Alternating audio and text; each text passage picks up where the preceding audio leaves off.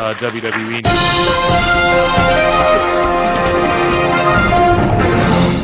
Oh, well, that one's empty. Better get another White Claw. So WWE and Netflix have announced that Raw's debut on the platform averaged an audience of 2.6 million households live and same day. This is an increase of 116% compared to the average on the USA Network. And this isn't counting days later. Like Netflix, they'll say, oh, after a week, here's the number, or streaming minutes this month. And we don't know how much streaming minutes with the archives. Wait till they drop a headline on us like WWE did 4 billion streaming minutes if you count all their archives included in the last month or whatever. I guarantee we're going to see some crazy shit like that too. Ref MJ from NJ was pissed because he came on the live and was like, Netflix isn't going to say their big number right away. He's like, because they have a headline here that is #1 trending. And then he messaged me and he's like, I'm pissed because I said on the show that. And then the very next day, Netflix released the And I'm like, don't worry about it, man, because they did wait a little bit, and maybe they just didn't have the full numbers or whatever, but I think they're going to have bigger numbers to tout, and there's more stuff to milk out of it. But either way, they're saying like it's 4.9 million if you factor in the 2.5 people and the average of what would be watching, right? You know, they break it all. They do the Steiner math and the Meltzer math and all that. But yeah, shout them out. Just amazing that they did that much. And I saw bigger numbers too than I think the 2.6. It works out to be something bigger than that, I believe. Someone in chat could correct me on that. But yeah, I definitely am excited. And people are saying it's going to go down and down. But what if the next Raw gets more? We just don't know, man. It could be more. We saw the videos on the last live show of all the ladies melting over Reigns and being like, gosh, I'm a WWE fan now. I know people are like, they're not actually going to watch, but no, they do, bro. They will. I'm doing Monday PWT live shows now to go along with WWE. Shout out WWE, shout out Netflix. They're crushing the game. Top 10 TV show on Netflix in Canada. This was, I believe, NXT. Yeah, see that? Number 6. Number 6 on Netflix in Canada. I don't know. I'd have to see the Netflix Canada numbers. I have no clue. But I'll tell you this. I'm willing to bet that's close to Dynamite numbers just alone on that. It's not like I know that there's like more people in New York than there is in all of Canada. I'm not saying 600K, but that are watching on Max Dynamite. I bet NXT's beating Dynamite on Max even. So just throwing that out there. Let's see what else here. Here's Kieran Culkin. So he wasn't sitting with his brother Macaulay, but they've been going to wrestling shows forever, their entire lives. And he meets CM Punk for the first time, and he won a Golden Globe the night prior. So let's see this interaction. Massive fan. Did you just like win an award? Last night I won a Golden Globe. This is how I celebrate. Congratulations. I won too. I saw that. I won a Golden Globe. Oh, I won my match. I saw that. Cute little interaction.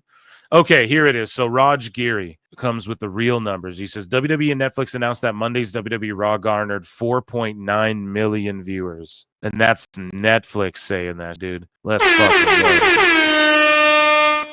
So people are saying, oh, it'll go down. Okay, but what if next week it doesn't? What if they tip like a 5? That's all I'm saying. Invite a friend over next week, guys, and say, you know, wrestling's back, dude. It's mainstream. It's hot again. Number 1 on Netflix means mainstream in anyone's eyes. Was the Tom Brady roast not the most mainstream thing where everyone's talking about it on every podcast ever after it happened?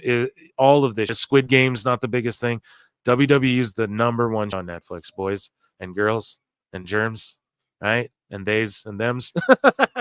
Right? So anyways, though, in the US, the show averaged 2.6, and this is globally. Sorry, so that was the number I thought before.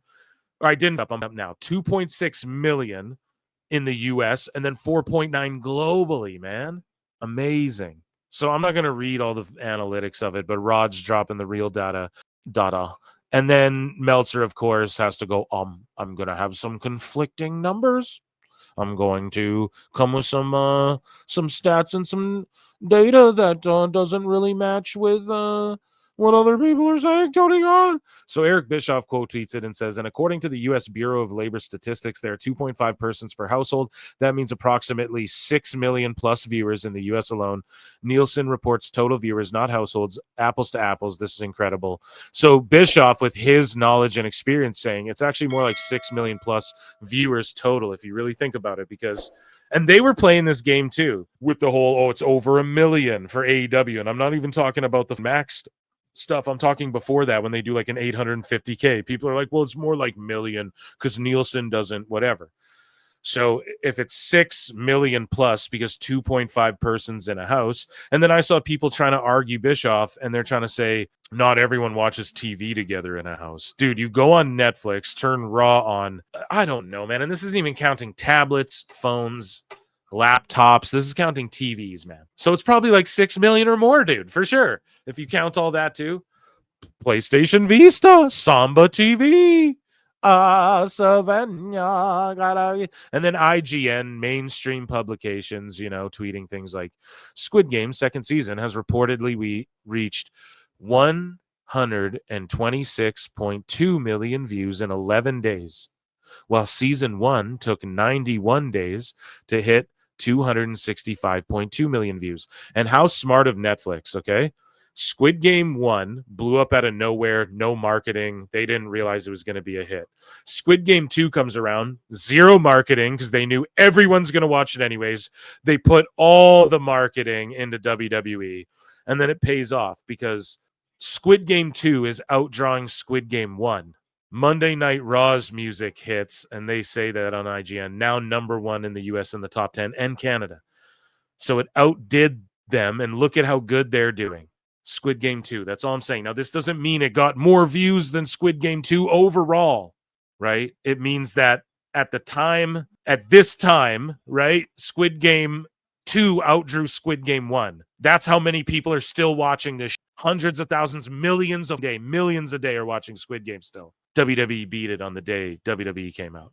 Incredible, man. Really think about. I hope I'm breaking that down correctly. A couple White Claws. I might be buzzing a bit, but I think I'm doing a good job of letting you guys know what that actually means, because some people might take that as, oh, it beats Squid Game over. No, right? Squid Game, I don't even know if the first day, but the first week, I bet you like tens of millions probably watched it. But on that day, let's say 5 million people are like, we're going to watch Squid Game this day. Like WWE snuck in there and beat it. Well, the 4.9. So that's crazy. That's a crazy metric, Anyways, I'm harping on it so much because it's so impressive. And we'll follow up on this too with a tweet from Teal Rhodes talking about Dusty and that. Fadeaway Media said, if you were in attendance at Raw on Netflix, you can find yourself at the arena. Check out what you can do with Netflix, dude, on the app. You can find yourself, like you can look around. We'll turn the music off. You can look around the Intuit Dome. This is just the Intuit Dome, I think, though. Or maybe it's for everything, but you can just like look around the arena and see everyone. How cool is that? It's kind of creepy, but also pretty cool, for memories. Thanks for the memories, even though they weren't something. It tastes like. Sorry. Shout out Raj Giri one more time for coming with the realness. Here's this. Let's see here. Yeah, so I have to block gossip because otherwise I'll just get unblocked, talked, and then blocked again, and I can't respond. So we have to play that game. I know it's sad, but anyways, John Time Traveling Erisman, who's like he works for like the game World of Warcraft or something, I think. But gossip says that a WWE press release claiming 4.9 million. So the vernacular they use is claiming, not that it did, but they're claiming it did this much. Like and I think this guy says it. Okay, when the numbers come out for Squid Games, no one goes, oh, Netflix is claiming Squid Games did this. Like, we just go, oh, 11 million people watched it or whatever. For anything, Love is Blind or whatever. Stranger Things, we don't go, oh, they're claiming this much. No, we just say what it is. So now with wrestling, though, that's how hack these gossip dick pill shillers are. Their words, not mine. Don't get mad at me. Hey, I'm just criticizing reporting. You guys don't get mad at that, right? So you can't just say claiming now, okay? It's what Netflix said. It is a claim, I suppose, technically, okay? But you don't say that about anything else. And we'll see. If max numbers do come out, We'll see if it's claiming. But Max numbers will never come out for Dynamite because Max will never release those because they're inconsequential. And it'll make them look dumb to public investors. Anyways, WWE's Monday Night Raw Netflix draws 4.9 million views. That's from Variety. So just mainstream, like Wrestle Ops. A rerun of NXT New Year's Evil 2025 is set to go head-to-head with AEW Collision this Saturday. So that's right now. And if the rerun outdraws Jericho and Edge, that's crazy. That's all I'll say. But it is The Rock. And I'm going to go out on a limb, and I said it earlier in the show. The Rock segment will outdraw whatever AEW's highest segment is. You guys feel what I'm saying? So anyways, Elite Club SOB per sec. Vince McMahon will pay more than $1.7 million, $400,000 as a civil penalty, and $1.3 million to WWE in relation to the settlement of undisclosed SA charges, pal. This is not related to the Janelle Grant case. So a lot of wackos are like, oh, Vince is coming back. Dude, never, ever will that ever happen. First off, Triple H is doing video packages where they're talking about work and shoot and stuff like that. They would never say that stuff. Heel and babyface.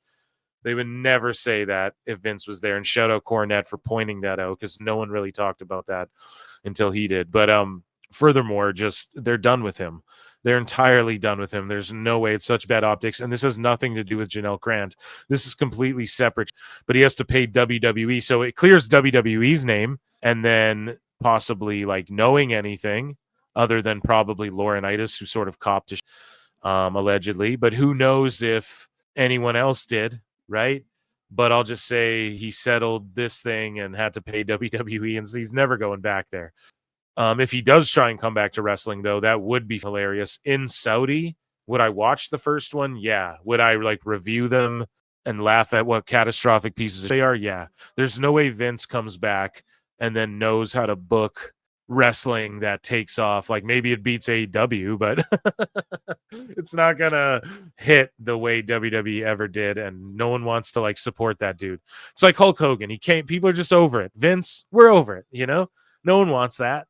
Anyways, would you like to see Ric Flair return at the Royal Rumble? Woo! No. Hey, chat, you want to see Ric Flair return? No. Maybe if he comes out and has some wings or something. Okay, but no, I don't want to see him be in the Rumble. Let's see. Vince McMahon, we have his statement here, and he says, the case is closed, pal. Today ends nearly 3 years of investigation by different governmental agencies, pal. Well, there has been a great deal of speculation about what exactly the government was investigating and what the outcome would be. As today, pal, resolution shows much of that speculation was misguided and misleading. Misled you on my plane. In the end, there was never anything more to this than minor accounting errors. Bro. Vince, you're a wacko, buddy. You what? With regard to some real personal payments that I made several years ago while I was CEO, I just paid a few whores back then. What's the problem with that? Linda knew about it. Come here, pal. I am thrilled that I can now put this all behind me. Vince, be careful how you word things, right? I don't know if we should talk about anything going behind you. You what? It gets behind you and gets messy, okay? Literally and figuratively, all right? Whatever, Vince, you know. Seth Rollins was upset that CM Punk stole Randy Orton's moment during WWE Return, and this was during a sit-down with Giga Chad, Chris Van Vliet. And Seth Rollins says, you know what I wasn't happy about was Randy had just come back from a long hiatus. That was his moment. It was a great moment. The reaction for him when he came through the curtain was unreal. It was Chicago. It's CM Punk City. It's just the most classic make everything about me CM Punk moment I've ever seen. It's no longer about the performance. It's no longer about Randy. It's no longer about what you had done to get to that point. It's just, hi, guys. It's about me. Remember, I'm the guy that you miss. Remember me, guys. So, yeah, just another kind of throw that on the pile of disgusting CM Punk moments. But don't worry, he's not selfish. He is in it for helping everybody else. Here's the thing, too. Bully Ray's saying that he's like, watch that match back with them. And there's live rounds, dude. They're throwing a few live rounds. And he's just like, they don't really like each other. From everything Bully's heard, apparently, allegedly, as Husey would say, they don't like each other. But they're professional. So all this talk of, oh, Punk's a pussy, he wouldn't get in there with Hangman. It's just, it's like when you're caught off guard, that's one thing. When you and Seth don't like each other, but like you're like, we're gonna be profesh, yeah. And then you might get one off, and then you get a receipt, and you make some money. And they both understand that. So good on them. Here's what Bret Hart thinks about Hulk Hogan. Do I like Hulk Hogan? No, I don't. I think he's a phony piece of shit.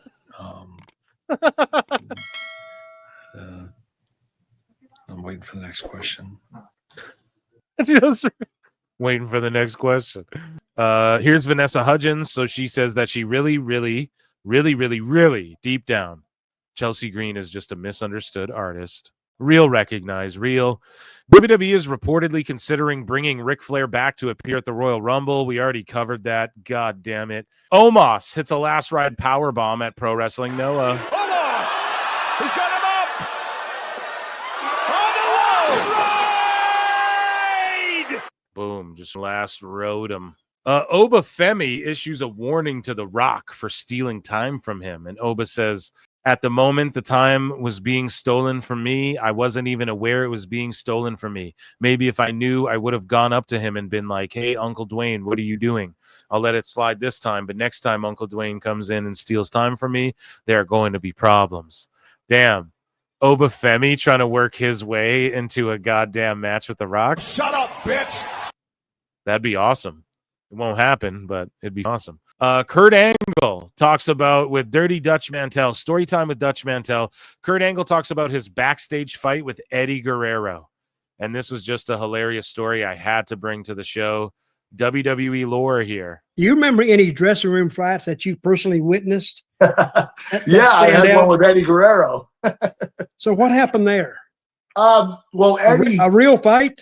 No bleeding? Yeah. What they happened? got it up pretty quickly. What happened was Eddie. I was a part of a team, a faction at this point in time with Luther Reigns and Mark Jindrak, and we had to get heat on Eddie and Chavo that night, and it was at the end of the show, and I never touched Eddie. I only grabbed the hold of Chavo, and I got heat on him, and the other two got heat on Eddie. And when we came backstage, Eddie was pissed. He's like, what the you guys were shooting on me. You're beating me up for real. And I'm like, Eddie, I didn't touch you. He said, yes, you did. He pushed me. And I said, Eddie, don't do it again. He pushed me again.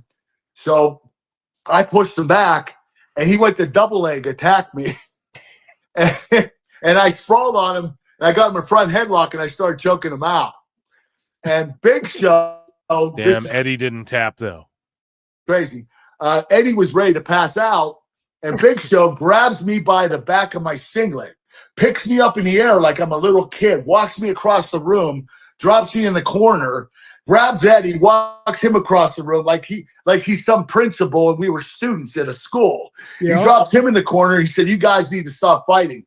And I was so pissed at Big Show because I got like little guy syndrome. Like I couldn't believe how quickly.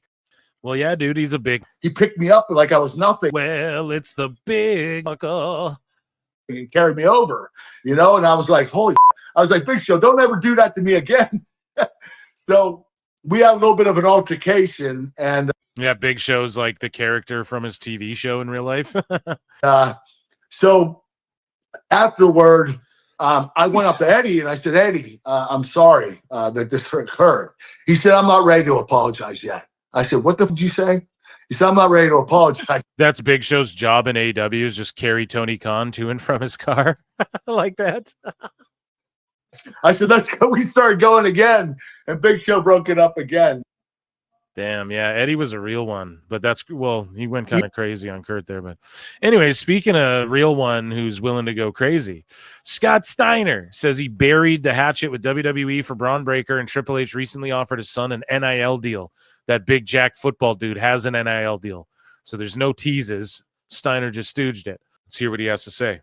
I left with a lot of hard feelings, you know what I mean? But even the gimmick, still dyeing his beard and hair, you gotta. Still bleaching it? At some point you gotta let it be. You can't be angry the whole time. You can't hold a grudge. Plus the fact some people that you have a grudge against probably don't even know anyways. So And I didn't want to screw up anything for him. So I just buried the hatchet. And matter of fact, Hunter called me the other day, maybe like probably 3 weeks ago, and offered my boy an NIL deal. So, Oh, nice. yeah. So That's awesome. no, I buried the hatchet. How old is he? The next gen, dude, we got like Breaker, Steiner's kid, Henry's kid. Amazing. Umaga's kids. So Odyssey Jones breaks his silence in regards to false allegations that led to his departure from WWE. So WWE were going to implement Odyssey Jones. They call him up to the main roster. A year goes by. Another draft happens. He gets drafted again. He still doesn't show up. All of a sudden, they plug him in with the New Day. He's like replacing Big E. And then all of a sudden, he's fired from the company, and then they just move on with the storyline without him. What happened, you ask, Phil, right? Well, we went over some psychotic tweets that someone was tagging Odyssey and tagging WWE in for like a long time, repeatedly. Odyssey, we were on vacation and he whooped my ass and, he threw a bottle at me or whatever, right? Crazy. Well, I don't want to call him crazy the situation's crazy, not the person, but let's head over to nodq.com, the old school, and see what Odyssey Jones had to say. Oh, he actually cut a little video. Can we watch? My name is Amari Palmer, aka Odyssey Jones. Hopefully this isn't a million hours long, but let's check this out. And first and foremost, I'd like to thank Jesus Christ, my Lord and Savior, for giving me the strength to get through these difficult times. As always, all glory to God. Secondly, I would like to say Happy New Year, and I wish you all a great and safe 2025. I'm making this video to address the false allegations, these false claims. He's reading this off of DocX, off of Google Doc. Are coming from a party that I used to prior engage with. And I apologize for taking so long for addressing these false claims, but I had to patiently wait to get an injunction set in place to protect my family, my friends, and myself. I'm currently taking legal action against said party, so I can't speak too much more on it, but there will be more information to come. So she got through. It's like a legal thing. She must have got through that because there was this woman spam tweeting all the time. We covered it on the show, saying crazy that he allegedly did on like a vacation with her or something. So who knows what that means as far as like what that situation was. It's people's private lives. I don't know. But it was enough for them to investigate and get fired for it, To come. With that being said, I would like to thank the WWE for the amazing opportunity they've given me in my life. I thank you so much for bringing me on. I'd like to thank all the coaches that I've worked with over the years for helping me work on my craft. Okay, so what did he say? He can't explain anything because he's going to go to court. I thought this was him being like, no, that bitch is crazy. No. And that, ladies and gentlemen, was WWE News.